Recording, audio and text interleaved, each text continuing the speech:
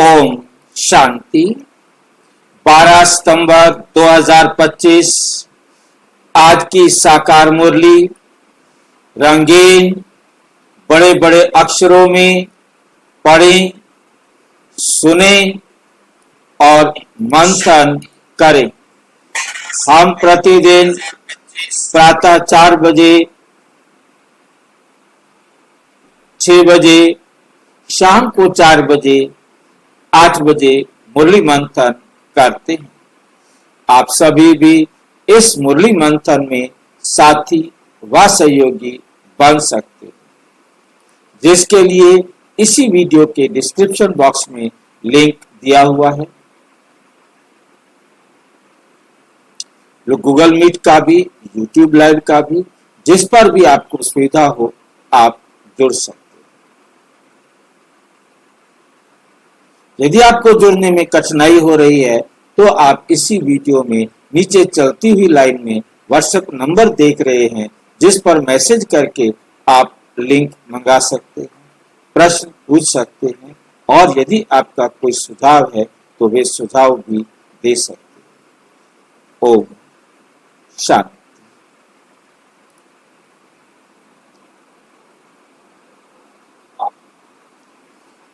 आज की साकार मुरली का सार। मीठा मीठा बाबा कहते, मीठे बच्चे तुम्हारी सारी पढ़ाई का मदार है योग पर। सारी पढ़ाई का मदार है योग पर। आप कितना भी मुरलियां पढ़ लें, दिन में 10 बार मुरली पढ़ लें, परंतु यदि आपने अपने आप को बैठकर समझाया नहीं, आपने अपने आप को बैठकर समझाया नहीं तो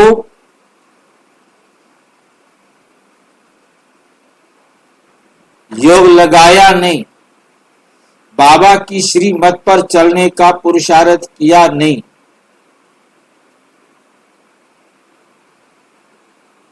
योग से ही आत्मा पवित्र बनती है, पढ़ने से नहीं, जानने से नहीं। विकर्म विनाश होते हैं।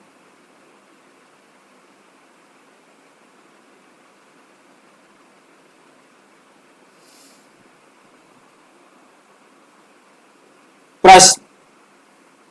कई बच्चे बाप का बनकर फिर हाथ छोड़ देते हैं, कारण क्या होता है?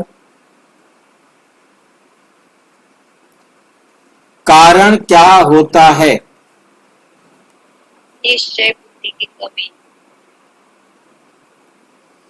बाप को पूरी रीति ना पहचानने के कारण, पूरा निश्चय बुद्धि ना होने के कारण 8-10 वर्ष के बाद भी बाप को फारकती दे देते हैं, हाथ छोड़ देते हैं, पद भ्रष्ट हो जाता है। क्रिमिनल आई होने से माया की ग्रहचारी बैठ जाती है, अवस्था नीचे ऊपर होती रहती है, तो भी पढ़ाई छूट जाती है, तो भी पढ़ाई छूट जाती है। ओम शांति। रूहानी बच्चों प्रति रूहानी बाप समझा रहे हैं, अभी समझते हैं, अभी समझते हैं कि हम सब रूहानी बेहद के बच्चे हैं। हम रूहानी बेहद के बच्चे, हम रूहानी हैं और हम बेहद के क्या हैं? बच्चे।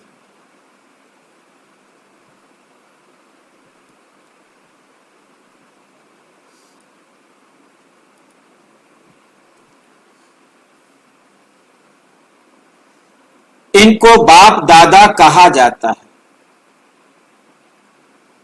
जैसे तुम रूहानी बच्चे हो, वैसे ये ब्रह्मा भी रूहानी बच्चा है, शिव बाबा का। शिव बाबा को रथ तो जरूर चाहिए ना।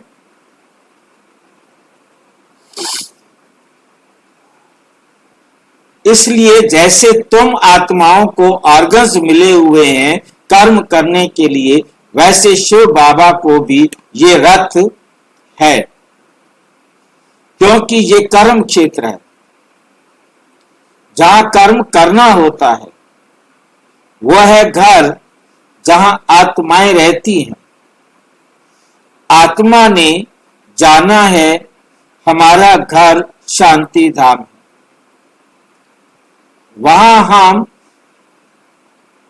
वहां खेल नहीं होता है। शांति धाम में खेल नहीं होता है। क्या होता है शांति धाम में? वहां बत्तियां आदि कुछ नहीं, वहां पांचों तत्व नहीं, वहां पांचों तत्वों के साथ कोई संबंध नहीं। वहां हम आत्माएं भी परमात्मा की तरह पांचों तत्वों से बिल्कुल अलग रहते।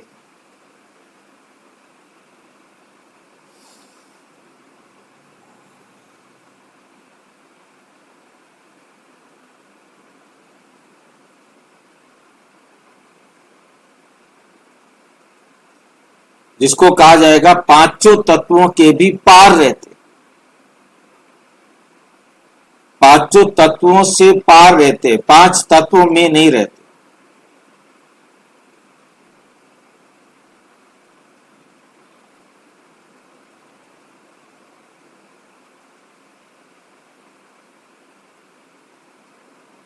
जिसको बाबा ने शब्दों के रूप में एक और शब्द दिया, आकाश से भी पार,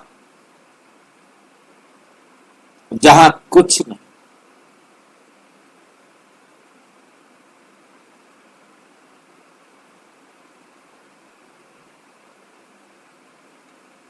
बत्तियां आदि कुछ नहीं होती,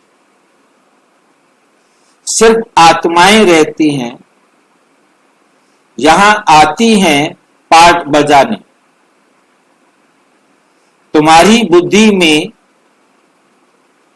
ये बेहद का ड्रामा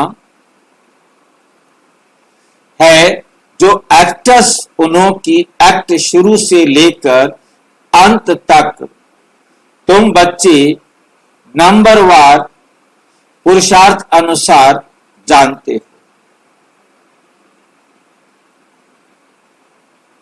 यहां कोई साधु संत आदि नहीं समझाते हैं। यहां हम बच्चे बेहद के बाप पास बैठे हैं। अब हमको वापस जाना है, पवित्र तो जरूर बनना है आत्मा को। ऐसे नहीं कि शरीर भी यहां पवित्र बनना है, नहीं। आत्मा पवित्र बनती है, शरीर तो पवित्र तब बने जब पांच तत्व भी सतो प्रधान है। अब तुम्हारी आत्मा पुरुषार्थ कर पावन बन रही है। वहां आत्मा और शरीर दोनों पवित्र होते हैं।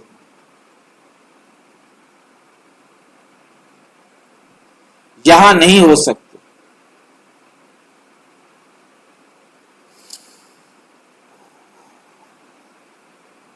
आत्मा पवित्र बन जाती है तो फिर पुराना शरीर छोड़ती है, फिर नए तत्वों से नए शरीर बनते हैं। तुम जानते हो हमारी आत्मा बेहद के बाप को याद करती है व नहीं करती है, ये तो हर एक को अपने से पूछना है। पढ़ाई का सारा मदार है योग पर। पढ़ाई तो सहज है, समझ गए हैं कि चक्र कैसे फिरता है।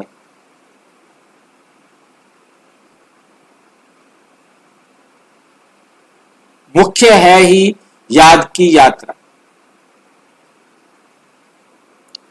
ये अंदर गुप्त है, देखने में थोड़े ही आता है। बाबा नहीं कह सकते कि ये बहुत याद करते हैं। और बाबा कहते मैं किसी के बारे में ये नहीं कह सकता हूं कि ये बहुत याद करते, क्योंकि अंदर की बात आप जानो। आप भाषण कैसे करते हो, समझाते कैसे हो, बताते कैसे हो, उससे पता लग जाता है कि आप ज्ञान देने में तो एक्सपर्ट हो।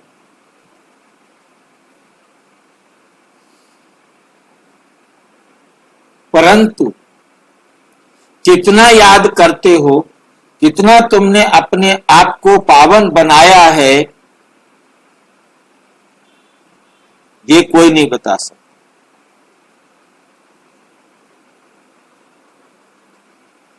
आप बहुत याद करते हो कम, ये कोई नहीं बता सकता। हाँ, ज्ञान के लिए बता सकेंगे कि ये ज्ञान में बहुत दिखा। याद का तो कुछ भी देखते, याद का तो कुछ भी देखने में नहीं आता। ज्ञान मुख से बोला जाता है, याद तो है आ जपा जाप। ये आ जपा जाप कौन बता सकता है, क्या भला होता है?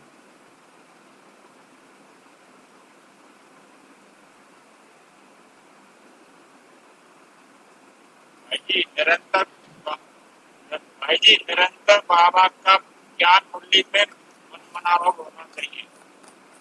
निरंतर सुधार, बाबा के श्रीमत के अनुसार सुधार होना चाहिए।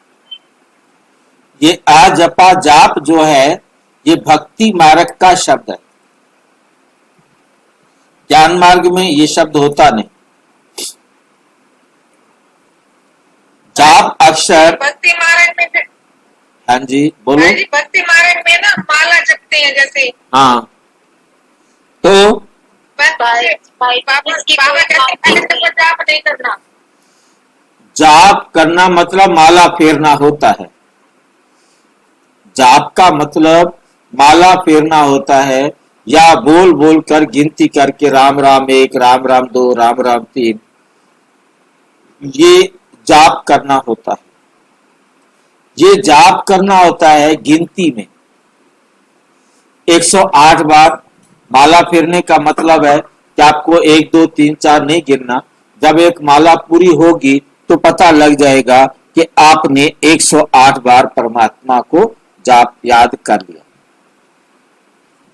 2 माला फेर ली, 3 माला फेर ली, 4 माला फेर ली, मतलब वो होता है गिनती करके परमात्मा को, परमात्मा के नाम को याद करना।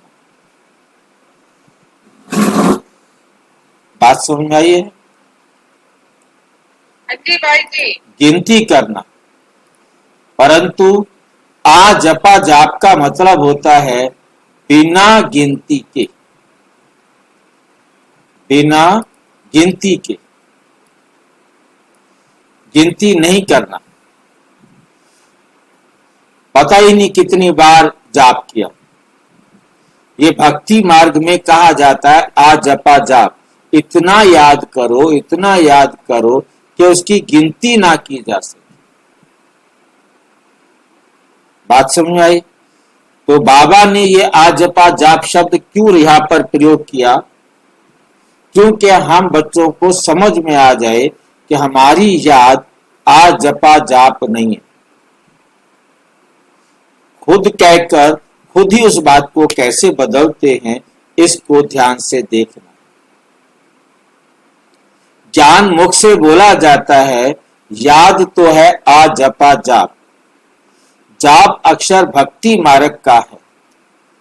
जाप माना कोई का नाम जपना या किसी मंत्र को जाप करना।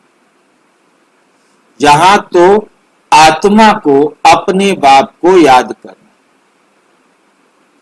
और यहां अपने बाप को याद करने का मतलब है बाप की श्रीमत पर चलना। यहां याद करना गिनती नहीं, यहां याद करना है निरंतर याद करना। आज जपा जाप का मतलब कि हमने लगातार याद करते रहना है, इतना याद करना है कि कोई गिनती ना गिन सके। समझे बात को? तो निरंतर शब्द, उसके लिए बाबा ने रिफाइन और कंप्लीट शब्द जो हमें दिया है, निरंतर याद करना, अर्थात बीच में जरा भी अंतर ना आए, एक सेकंड का भी अंतर ना आए। एक सेकंड के लिए भी कोई और संकल्प मेरी बुद्धि में आ गया तो अंतर आ गया। कोई भी संकल्प, छोटा सा भी संकल्प मेरी बुद्धि में नहीं आना चाहिए। समझ में आ गया? आज जपा जाप भक्ति का शब्द है, हमारे ज्ञान से उसका कोई मतलब नहीं। और याद करना है, तुम जानते हो हम बाप को याद करते करते पवित्र बनते बनते मुक्ति धाम, शांति धाम में चले जाएंगे। ऐसे नहीं कि ड्रामा से मुक्त हो जाएंगे, ड्रामा से मुक्त नहीं हो सकते। कुछ समय के लिए हम मुक्ति धाम में विश्राम करके पुनः अपने पाठ अनुसार ड्रामा में पाठ बजाने आएंगे। मुक्ति का अर्थ है दुख से मुक्त हो, शांति धाम जाए, फिर सुख धाम में आए। मुक्ति का मतलब है दुख से मुक्त होकर शांति धाम जाकर सुख धाम में आना, अर्थात दुख से सुख में जाना। पवित्र जो बनते हैं वे सुख भोगते हैं, अपवित्र जो बनते हैं मनुष्य वो उन्हों की खिदमत करते हैं। पवित्रता की महिमा है, इसमें ही मेहनत है। आंखें बड़ा धोखा देती, आंखें बड़ा धोखा देती हैं, गिर पड़ते हैं, नीचे ऊपर तो सबको होना पड़ता है, ग्रहचारी सबको लगती है भल। बाबा कहते हैं बच्चे भी समझा सकते हैं, फिर कहते हैं माता गुरु चाहिए, क्योंकि अब माता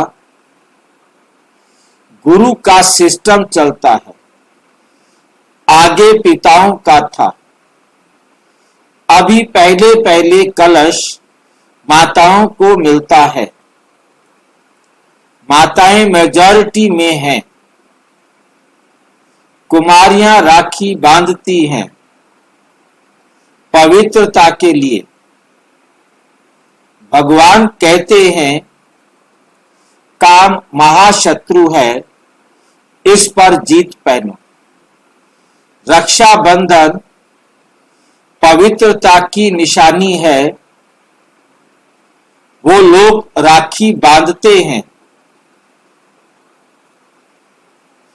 पवित्र तो बनते नहीं है, वे सब हैं आर्टिफिशियल राखी, कोई पावन बनाने वाले नहीं है।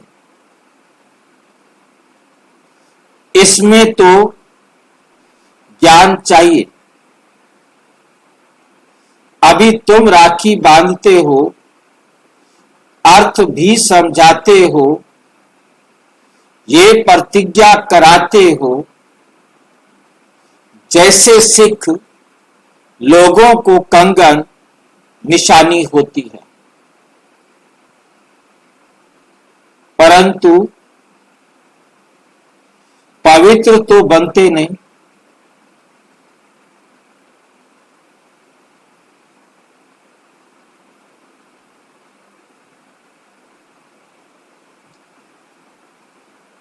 अब सिख लोग हैं, कंगन पहनते हैं, निशानी है पवित्रता की। ये उन्होंने कंगन उनको पहनाया गया था क्योंकि सेना बनी ये गुरु गोविंद सिंह ने जिनको सेना बनाया था, सरदार बनाया था, उनको 5 कक्के या 5 कै कहें धारण करने थे। उनके पीछे रीजन था केश, कंघा, कड़ा, कच्छा और कृपाण। ज्यादा वस्त्र धारण करने की जरूरत नहीं, क्योंकि तुम सैनिक हो।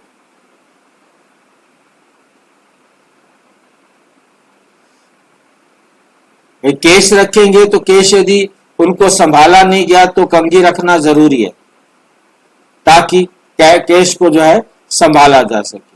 वो कंघी उनके सिर में ही लगी रहती थी, ये नहीं कि कहीं रख दी जाए। और उसके बाद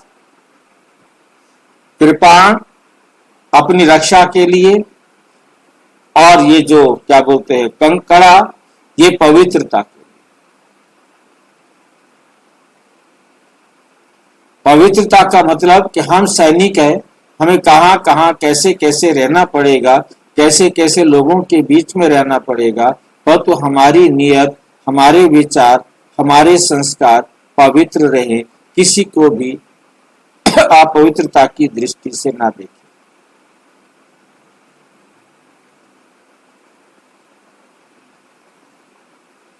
परंतु पवित्र तो बनते नहीं।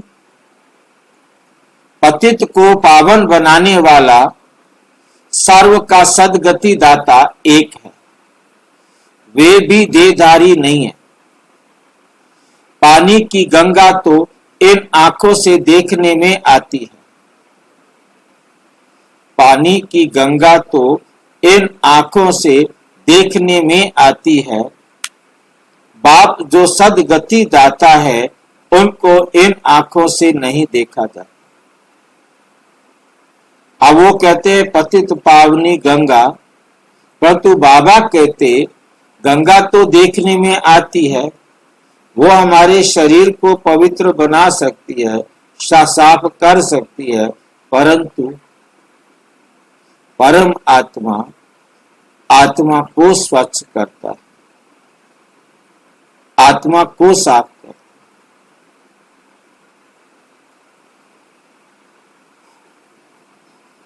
आत्मा को हम इन आंखों से नहीं देख सकते। वो क्या चीज है?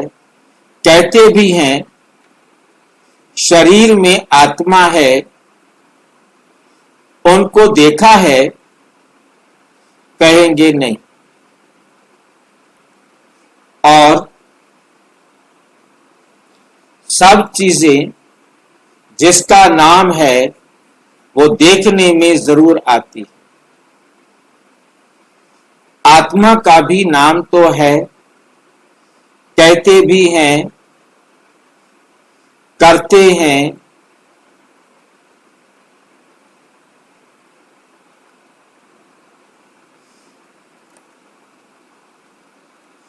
कहते भी हैं भ्रिकुटी के बीच चमकता है अजब सितारा,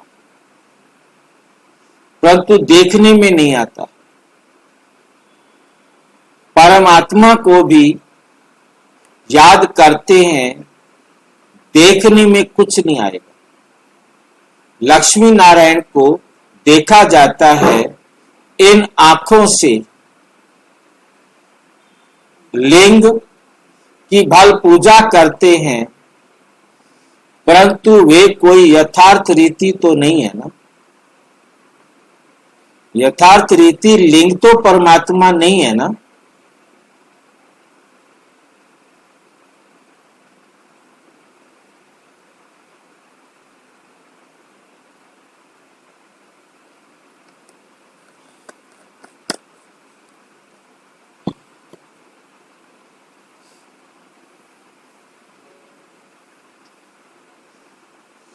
देखते हुए भी जानते नहीं। परमात्मा क्या है ये कोई नहीं जान सकते। आत्मा तो बहुत छोटी बिंदी है, देखने में नहीं आती है। ना आत्मा को ना परमात्मा को देखा जा सकता है,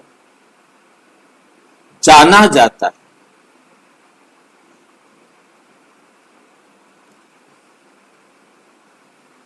अभी तुम जानते हो हमारा बाबा आया हुआ है, इनमें इस शरीर की अपनी आत्मा भी है।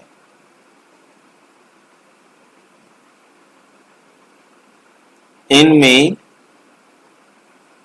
अपनी आत्मा भी है। फिर परम पिता परम आत्मा कहते हैं मैं इनके रथ पर विराजमान हूं। इसलिए बाप दादा कहते हैं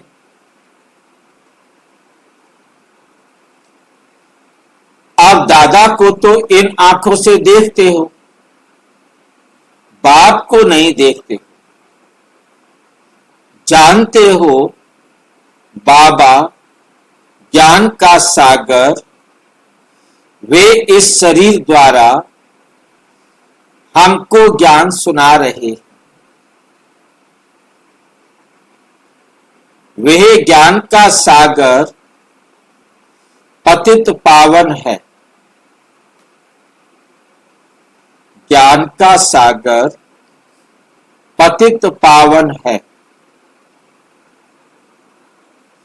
निराकार रास्ता कैसे बताएंगे?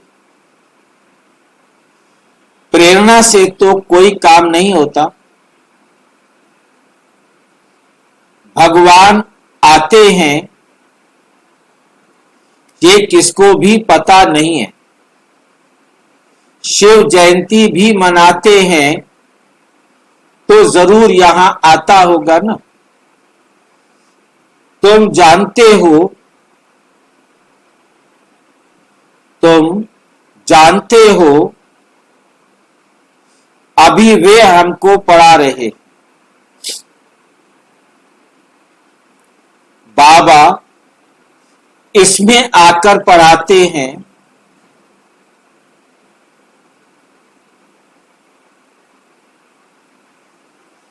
बाप को पूरी रीति ना पहचानने कारण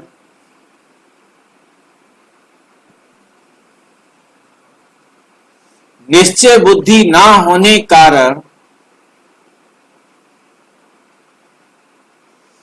8-10 वर्ष के बाद भी फारकती दे देते।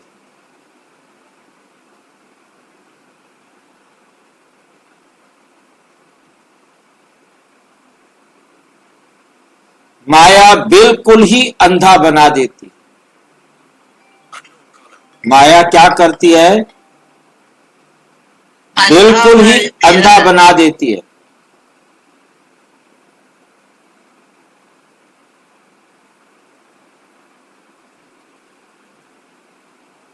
जो कुछ जानते हुए भी दिखाई नहीं देता।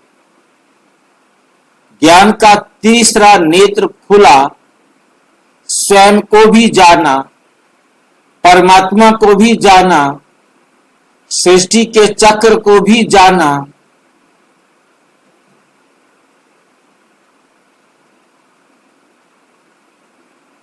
और फिर संशय ऐसा आया कि तीसरा नेत्र बंद हो गया।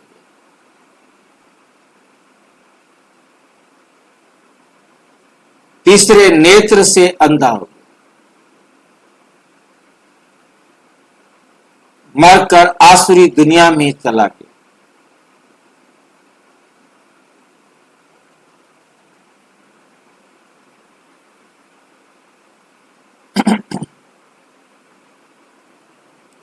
मारकर कहां चला गया?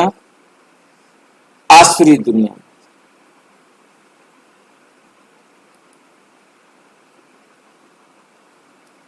बाप का बनकर फिर छोड़ देते हैं तो फिर पद भी भ्रष्ट हो जाता है। अब तुम बच्चों को बाप का परिचय मिला है तो औरों को भी देना है। ऋषि मुनि आदि सब नेति नेति करते गए, आगे तुम भी जानते नहीं थे, अभी तुम कहेंगे हाँ हम जानते हैं, तो आस्तिक हो गए। सृष्टि का चक्र कैसे फिरता है ये भी तुम जानते हो। सारी दुनिया और तुम खुद इस पढ़ाई के पहले नास्तिक थे।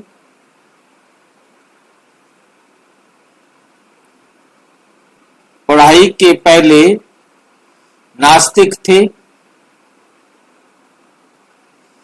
अब बाप ने समझाया है, तुम कहते हो हमको परम पिता परमात्मा बाप ने समझाया है, आस्तिक बनाया है।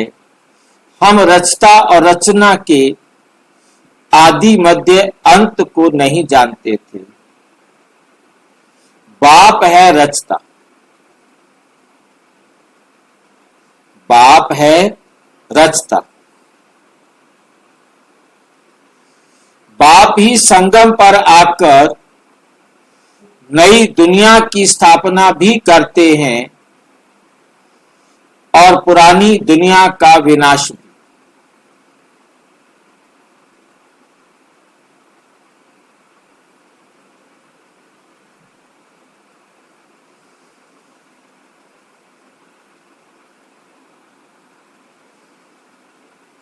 पुरानी दुनिया के विनाश के लिए ये महाभारत लड़ाई है।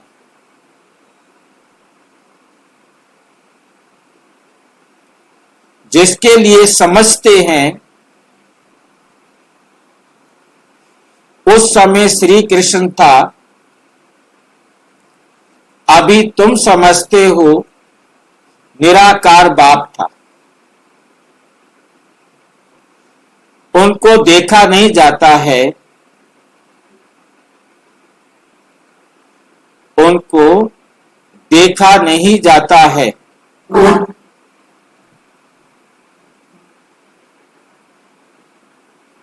नहीं देखा जाता है। श्री कृष्ण का तो चित्र है, उसको हम देख सकते हैं, परंतु शिव का तो कोई आकार है ही नहीं, कोई चित्र हो नहीं सकता, क्योंकि वे तो विचित्र है। श्री कृष्ण तो है सतयुग का प्रिंस, वही फीचर्स फिर हो ना सके। इसका क्या मतलब है? वही फीचर्स फिर हो ना सके।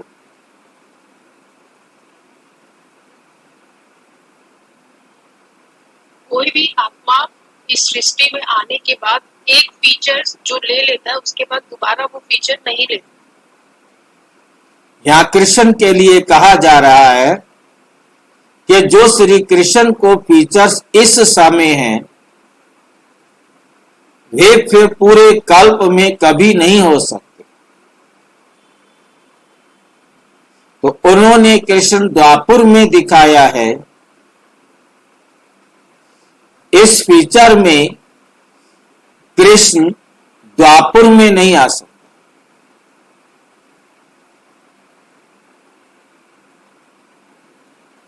श्री कृष्ण भी कब कैसे आया ये भी कोई नहीं जानते। श्री कृष्ण को कंस की जेल में दिखाते हैं। कंस सतयुग में था क्या? कृष्ण तो सतयुग का प्रथम राजकुमार है, अब कंस सतयुग में कैसे था? ये कैसे हो सकता है? कंस असुर को कहा जाता है। इस समय सारी आसुरी संप्रदाय है,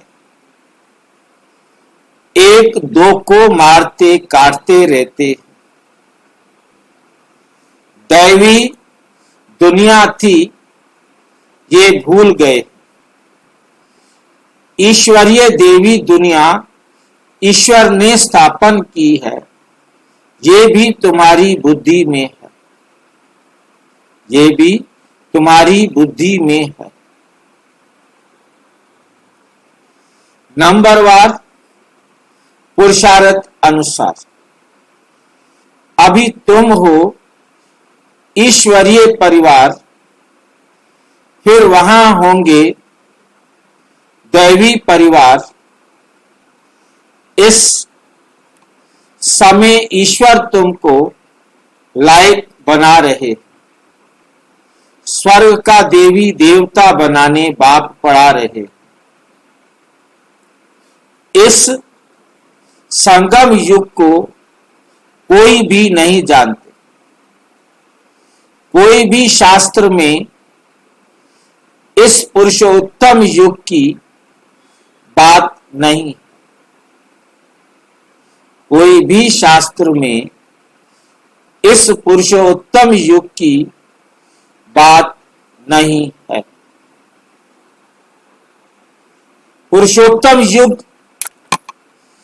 अर्थात जहां पुरुषोत्तम बनना होता है।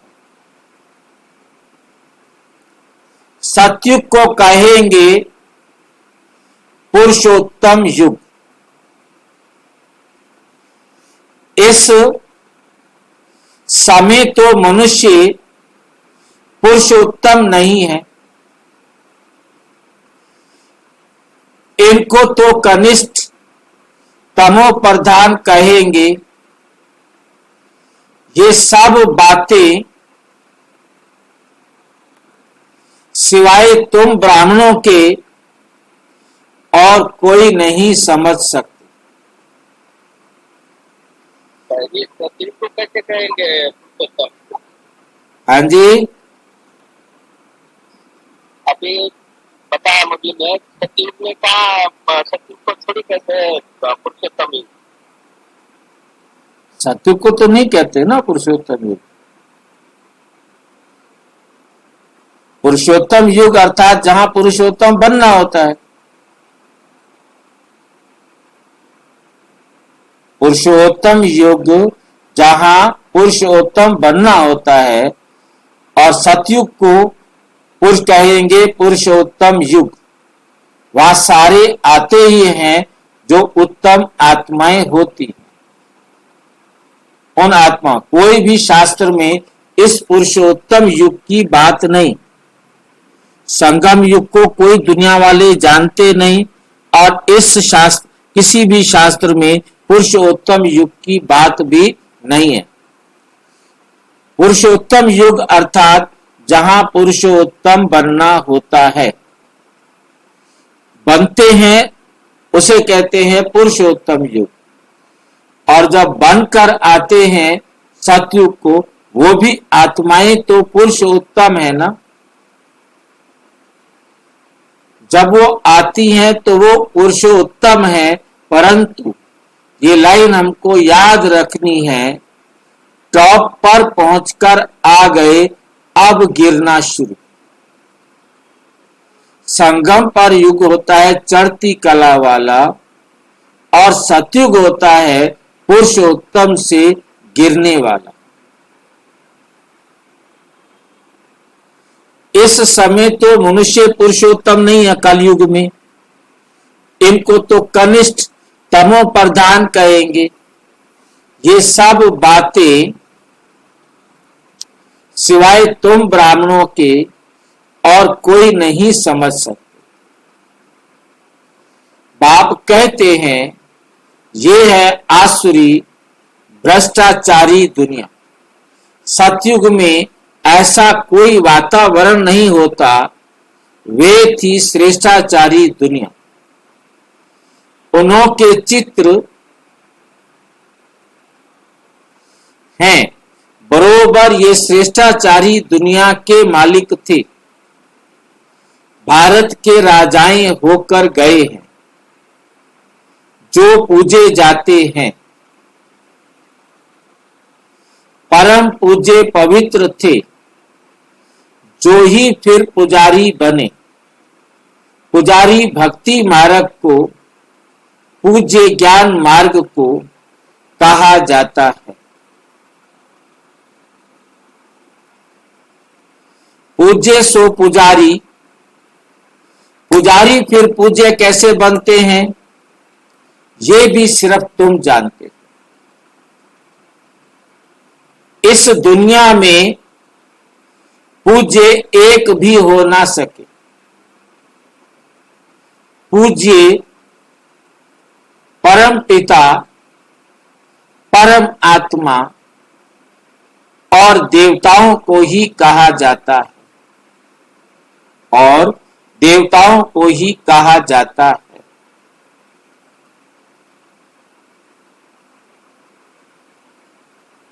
परम पिता परमात्मा है सबका पूज्य। सब धर्म वाले उनकी पूजा करते हैं। सब धर्म वाले उनकी पूजा करते हैं।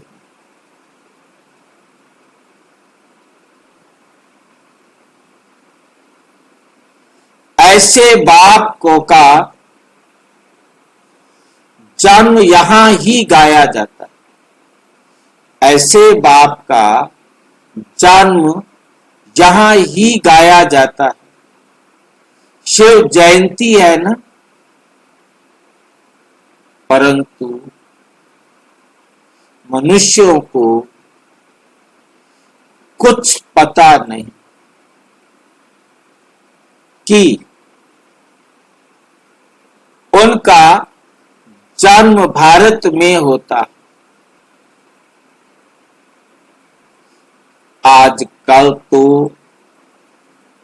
शिव जयंती की हॉलीडे भी नहीं करते। शिव जयंती की हॉलीडे भी नहीं करते। छुट्टी नहीं करते शिव जयंती। जयंती मनाओ ना मनाओ तुम्हारी मर्जी। ऑफिशियल हॉलीडे नहीं है। जो शिव जयंती को नहीं मानते वे तो अपने काम पर चले जाते हैं। बहुत धर्म है ना। सतयुग में ऐसी बातें होती नहीं।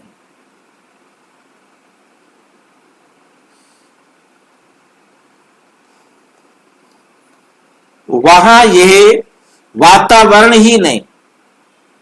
सतयुग है नई दुनिया, एक धर्म। वहां ये पता नहीं रहता कि हमारे पीछे चंद्रवंशी राज्य होगा। यहां तुम सब जानते हो ये पास्ट हो गया है।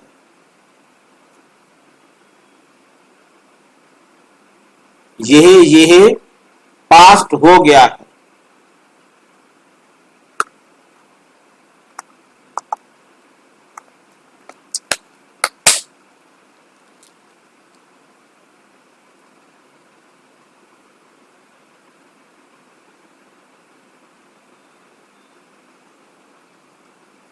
सतयुग में तुम होंगे, वहां किस पास्ट को याद करेंगे?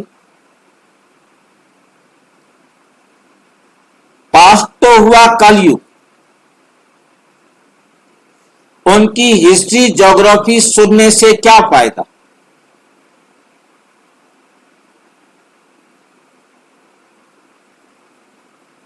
उनकी हिस्ट्री ज्योग्राफी सुनने से क्या फायदा। यहां तुम जानते हो हम बाबा के पास बैठे हैं, बाबा टीचर भी है, सतगुरु भी है। बाप कहते हैं,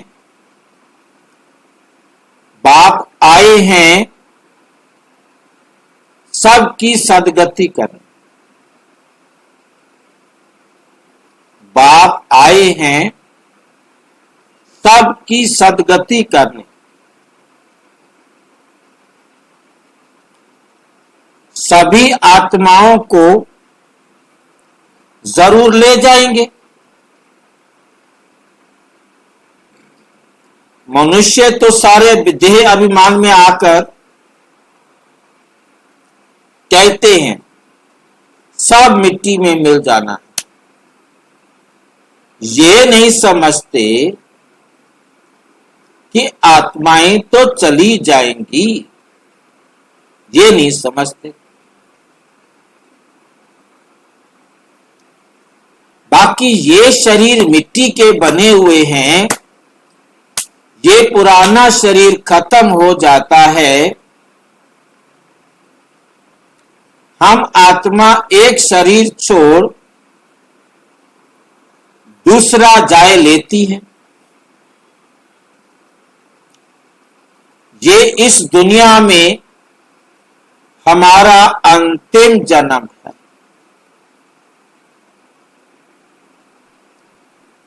सब पतित हैं।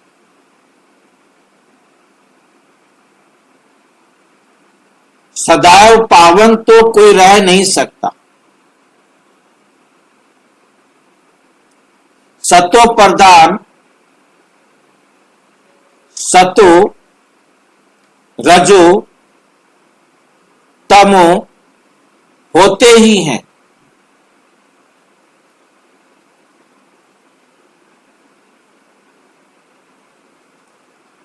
वो लोग तो कह देते सब ईश्वर के ही रूप हैं।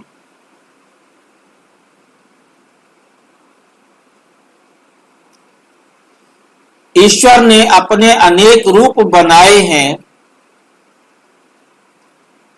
खेल पाल करने के हिसाब से। हिसाब कुछ नहीं जानते।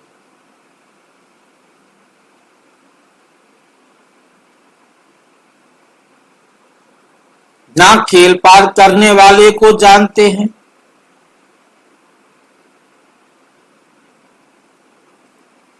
बाप ही बैठकर वर्ल्ड की हिस्ट्री ज्योग्राफी समझाते हैं। खेल में हर एक का पार्ट अलग अलग।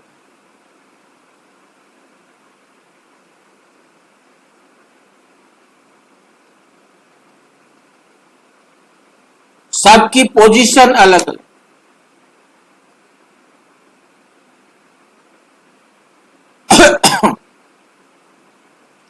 हर एक की यूनिक पोजीशन है। दो आत्माओं की एक पोजीशन नहीं हो सकती।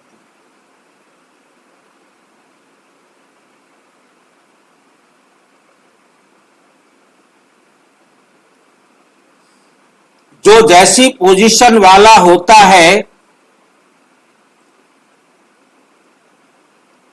उनकी महिमा होती है।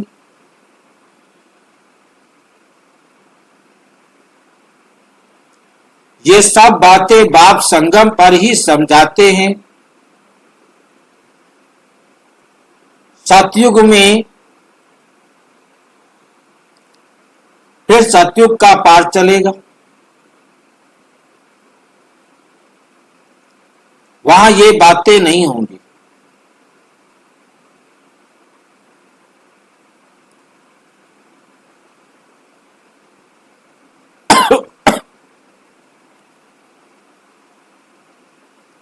यहां तुमको सृष्टि चक्र का ज्ञान बुद्धि में फिरता रहता है। तुम्हारा नाम ही है स्वदर्शन चक्रधारी।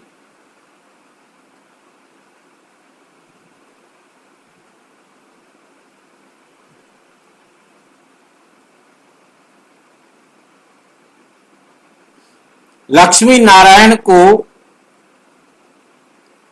स्वदर्शन चक्रधारी थोड़े ही दिया, स्वदर्शन चक्र थोड़े ही दिया जाता है।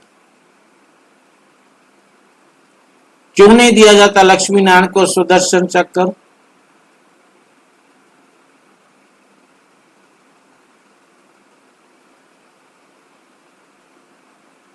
लक्ष्मी नारायण गिरते कला में होते हैं, गिरते हैं।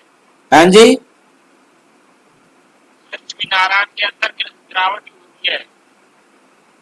गिरावट शुरू होती है, हाँ जी। फिर चक्र क्यों नहीं देते?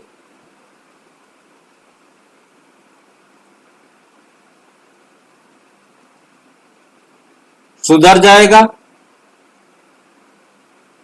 भाई जी उनको सुधरने की जरूरत नहीं, वो सुधर के ही गए हैं। वो सुधरे हुए। तो वो तो प्रारब्ध भोग रहे हैं।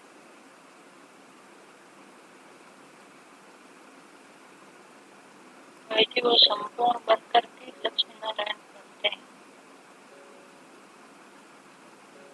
फिर आगे गिरेंगे भी तो सही ना, चक्कर होता तो गिरते ना ना। हाँ गिरते हैं। उनके पास भाई यदि जी जब वो गिरते हैं तब वो लक्ष्मी नारायण होते नहीं है ना। यदि उनके पास सुदर्शन चक्र होता तो गिरते ना ना, लक्ष्मी नारायण रहते ना। तो एक ही अवस्था में वो रह नहीं सकते ना, पाठ अनुसार गिरना ही है। अच्छा, लॉ है ये। उनको ये ज्ञान ही नहीं ये है। नियम है कि ऊपर चढ़ने के बाद फिर गिरना है। ऊपर चढ़ने के बाद गिरना है। भाई जी सतयुग में हर आत्मा ही गिरती है ना। सतयुग में आने जब कोई ऊपर चढ़ जाएगा, हिमालय पर्वत की चोटी पर चढ़ गया, अब वहां बैठा तो नहीं रहेगा ना, कहां आएगा? नीचे आना पड़ेगा, क्योंकि ऊपर खाने को नहीं, पीने को नहीं। कितना आप उठा कर ले जाएंगे? अपने आप को पहाड़ पर चढ़ाएंगे कि सामान को पहाड़ पर चढ़ाएंगे?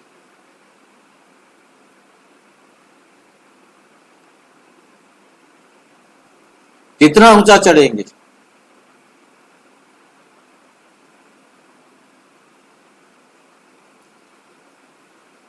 तूफान होते हैं, तेज हवाएं होती हैं,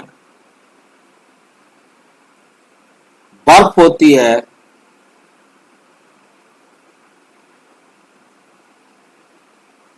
और उसके ऊपर चढ़ते जाना है। फिसले तो नीचे कहां तक जाएगा, वो रोक नहीं सकता। फिर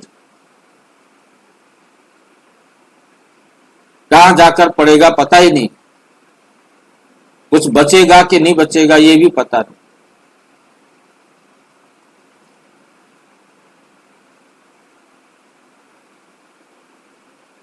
खाली पत्थरों पर तो चढ़ जाए, जब बर्फ हो वहां क्या चढ़े?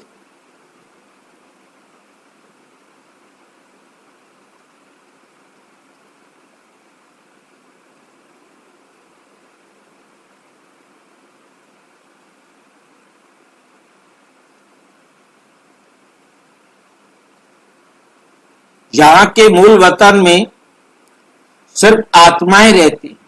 अच्छा, उनको सुदर्शन चक्र क्यों नहीं दिया? क्योंकि पहली बात ये नियम है कि आत्मा परम धाम से आती है, उसे पिछला कुछ भी याद नहीं रहता। संस्कार होते हैं परंतु याद नहीं रहता। फिर परमात्मा इस संसार में पढ़ाने के लिए सतयुग में नहीं आता। परमात्मा आवे तो वो सृष्टि चक्र का, सुदर्शन चक्र का ज्ञान देवे, तो उन्हें सुदर्शन चक्र का ज्ञान नहीं होता। परमात्मा परम धाम में होते हैं, परमात्मा पढ़ाने के लिए नहीं आए होते। इसलिए उनके पास सुदर्शन चक्र नहीं है। सुदर्शन चक्र कोई हथियार नहीं है, वह हम अच्छी तरह जानते हैं। स्वयं का दर्शन करने की विधि परमात्मा ही आकर देते। ये हैं ही यहाँ के, मूल वतन में सिर्फ आत्माएं रहती।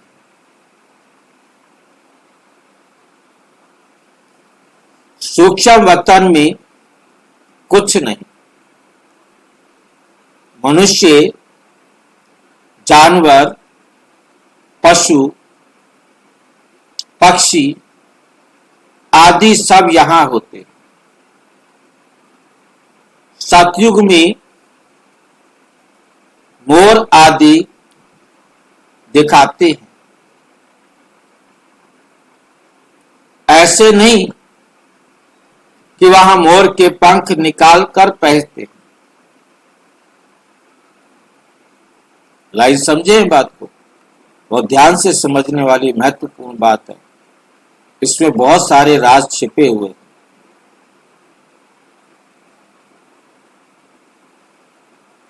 मूल वतन में, परम धाम में सिर्फ आत्माएं रहती।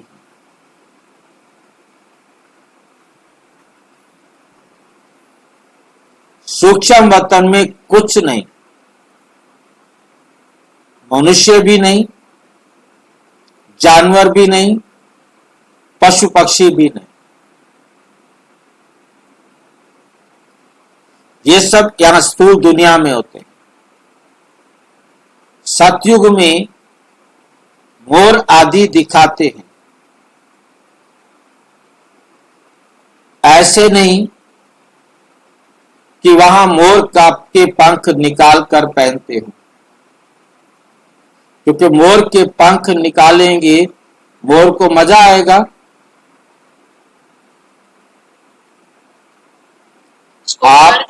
उसे बहुत दर्द होता है। उसके लिए तो उसके अंदर फंसा पड़ा होता है ना, मांस के अंदर। और हम उसे जोर से खींचेंगे, कितना दर्द होगा। एक बाल हमारा खींचा जाए, कितना दर्द होता है। वो तो फिर भी बहुत मोटा होता है।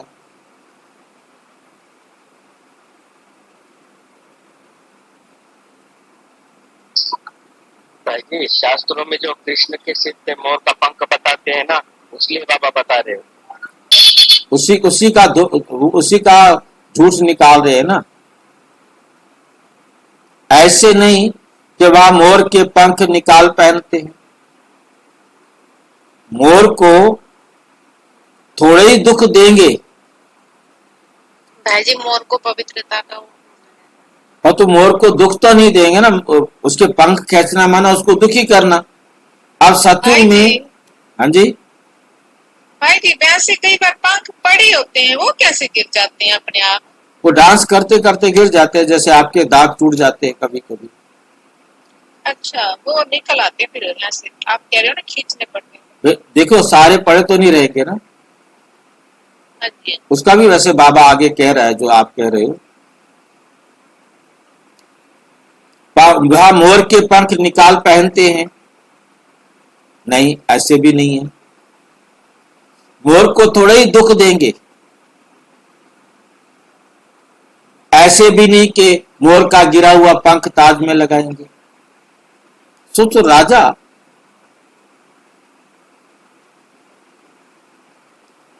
और गिरे हुए पंख को मोर पे लगाएगा।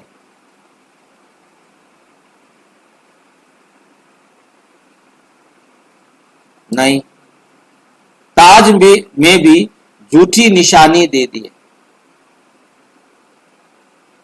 ये मोर का पंख झूठी निशानी दे दी है। भाई जी, बोलो। भाई जी, मोर के पंख में ऐसा क्या भक्ति मार्ग में दिखा गया जो उसे मुकुट में लगाने के लिए बता रहे हैं? मोर को भक्ति मार्ग में समझा जाता है कि वो पवित्र है। वो विकार में गए बिना संतान उत्पन्न करते हैं। पहले होता था मोर के बारे में जो लिखा गया है हमारी किताबों में कि मोर डांस करते करते खुशी से, क्योंकि जब बहुत खुशी होती है तब मोर डांस करता है। और जब हमारा ओज बढ़ता है तो हमारे शरीर में उमंग उत्साह होता है, जोश होता है। तो जितना ओज होगा उतना हमारी जो ऊर्जा है वो अधिक होगी। तो वहां वो बहुत डांस करता है, बहुत डांस करता है, तो उसकी आंखों में वीर्य, ओज जो है टपकता है और मोरनी उस ओज को मुख से ग्रहण करती है और गर्भवती होती है। परंतु आजकल इस बाबा की इस बात को सुनकर बहुत सारे भाई बहनों ने वीडियो बनाकर भेजी है कि आज मोर और मोरनी भी उसी तरह से ही संतान पैदा करते हैं, क्योंकि मनुष्य भी पतित हो गया है तो मोर मोरनियां भी, पशु पक्षी भी पतित हो गए।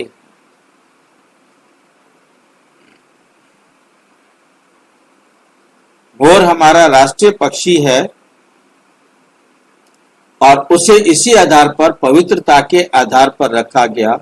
और मोर का पंख लगाना अर्थात पवित्र रहते, पवित्रता की निशानी।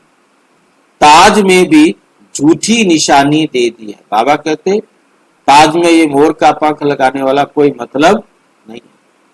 ये तो भाई जी, जब छोटे थे हम लोग तो बुक्स में रखते थे, कॉपी में रखते थे पंख इसके मोर के। जब हमने चित्रों पर लगा दिया, मंदिरों में लगा दिया, फिर आप बुक्स में रखते थे, कोई बड़ी बात नहीं है ना।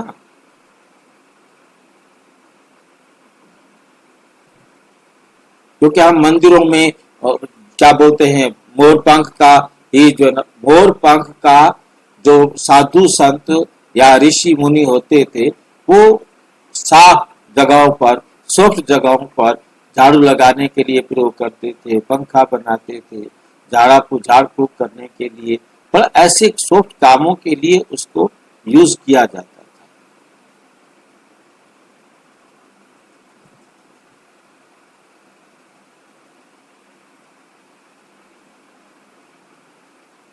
ताज में भी झूठी निशानी दे दी है ना। नाशवान चीजों को माथे पर लगाने का क्या मतलब हुआ? वहां सब खूबसूरत चीजें होती, गंदी कोई चीज का नामो निशान ही नहीं होता। ऐसी कोई चीज नहीं होती जिसको देखकर घृणा आए। यहां तो घृणा आती है ना।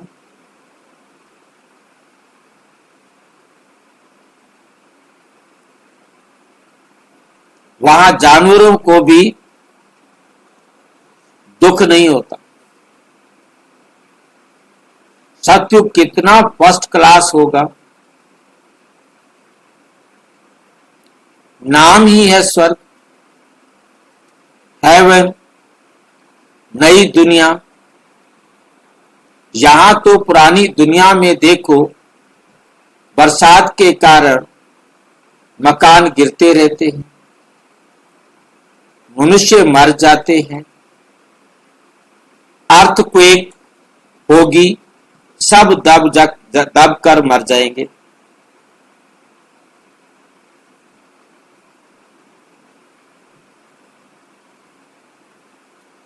सतयुग में बहुत थोड़े होंगे, फिर बाद में वृद्धि को पाते रहेंगे। पहले सूर्यवंशी होंगे। जब दुनिया 25% पुरानी होगी, 1/4 पुरानी होगी, 3 हिस्से पवित्र रहेगी, तो फिर चंद्रवंशी होंगे। सतयुग 1250 वर्ष है, वे है 100% नई दुनिया।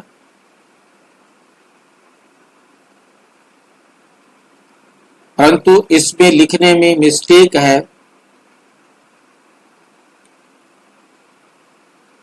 वो समझ लेंगे 1250 वर्ष 100% दुनिया रहती है,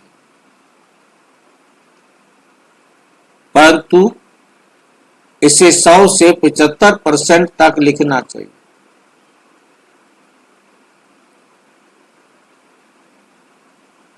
ये उस समय नहीं लिख सकते, उनको नहीं पता कि हम गिर रहे हैं कि नहीं गिर रहे हैं, उनको नहीं पता कि ड्रामा कितना समय का है। अब हम लिख सकते हैं क्योंकि हमें पता है कि ये संगम युग 100 वर्ष का है।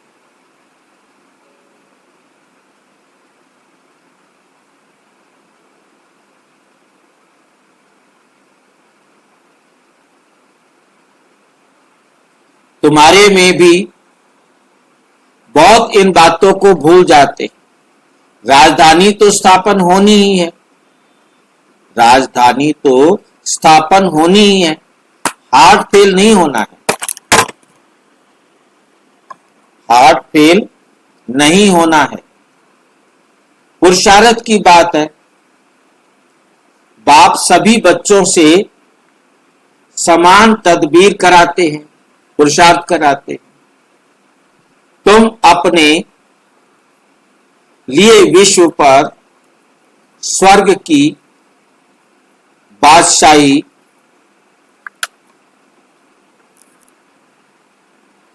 स्थापन करते हो। अपने को देखना है हम क्या बनेंगे। अच्छा, मीठे मीठे सिकिलधे बच्चों प्रति माता पिता बाप दादा का याद प्यार और गुड मॉर्निंग। रूहानी बाप की रूहानी बच्चों को नमस्ते। हम रूहानी बच्चों की रूहानी बाप दादा को नमस्ते नमस्ते नमस्ते। धारणा के लिए मुख्य सार।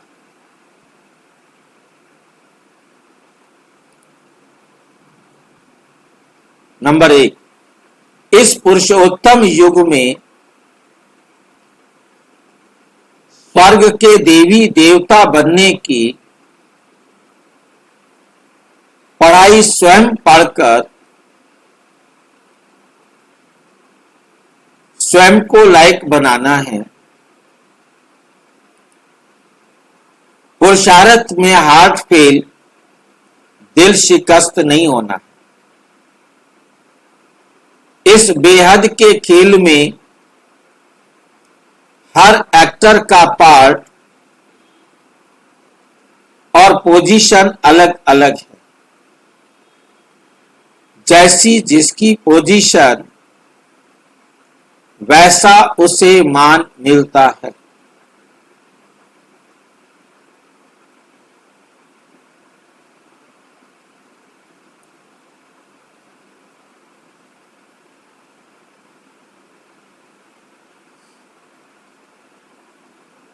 ये सब राज समझ वर्ल्ड की हिस्ट्री ज्योग्राफी का सिमरण कर स्वदर्शन चक्रधारी बनना।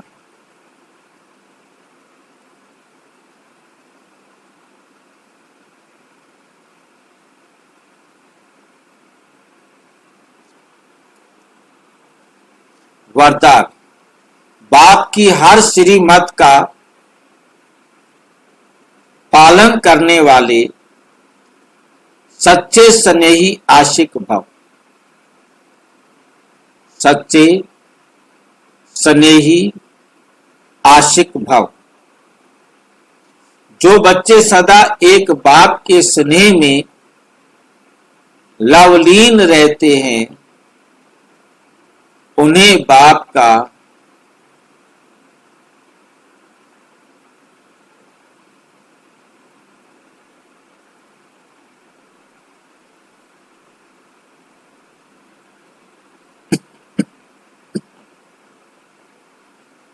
उन्हें बाप का हर बोल प्यारा लगता। उन्हें बाप का हर बोल प्यारा लगता है, एक बाप के स्नेह में लवलीन रहते, क्वेश्चन समाप्त हो जाते। ब्राह्मण जन्म का फाउंडेशन स्नेह है। जो स्नेही आशिक आत्माएं हैं, उन्हें बाप की श्रीमत पालन करने में मुश्किल नहीं लगती, मुश्किल का अनुभव नहीं होता।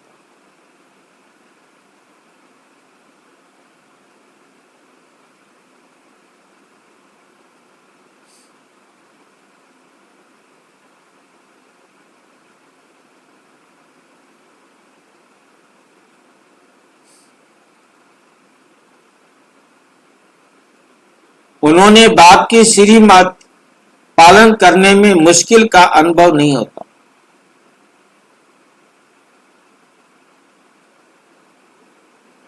स्नेह के कारण सदा यही उमंग रहता है कि बाबा ने जो कहा वो मेरे पति प्रति कहा, मुझे करना है।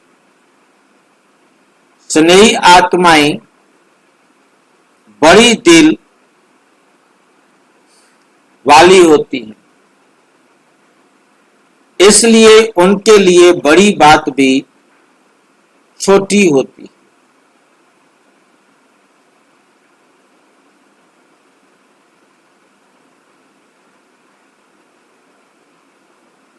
इसलिए उनके हर बड़ी बात भी छोटी हो जाती है। स्लोगन, कोई भी बात को फील करना ये भी फेल की निशानी। फील किया तो बाबा कहते तुम फेल हो गए। फील करना माना फेल होना। फील करना माना फ्लू की बीमारी लगना।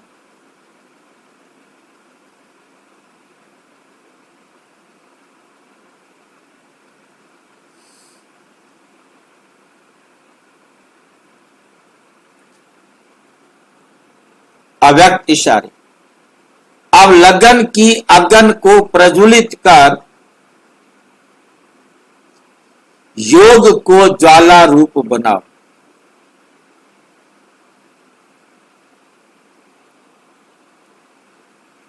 ज्वाला स्वरूप की स्थिति का अनुभव करने के लिए निरंतर याद की यात्रा, निरंतर याद की ज्वाला प्रज्वलित रहे। इसकी सहज विधि है सदा अपने को सारथी और साक्षी समझकर चलो। आत्मा इस रथ की सारथी है। ये स्मृति स्वतः ही इस रथ से व किसी भी प्रकार के देह भान से न्यारा बना देती है। स्वयं को सारथी समझने से सर्व कर्म इंद्रियां अपने कंट्रोल में रहती। सूक्ष्म शक्तियां मन बुद्धि संस्कार भी ऑर्डर प्रमाण रहते।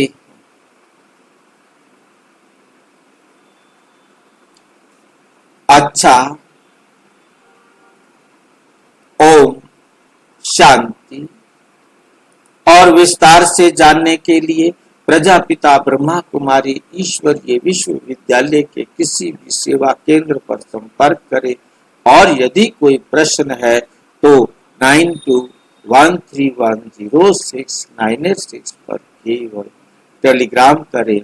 9650692270 पर केवल व्हाट्सएप करें, फोन नहीं। ओम शांति।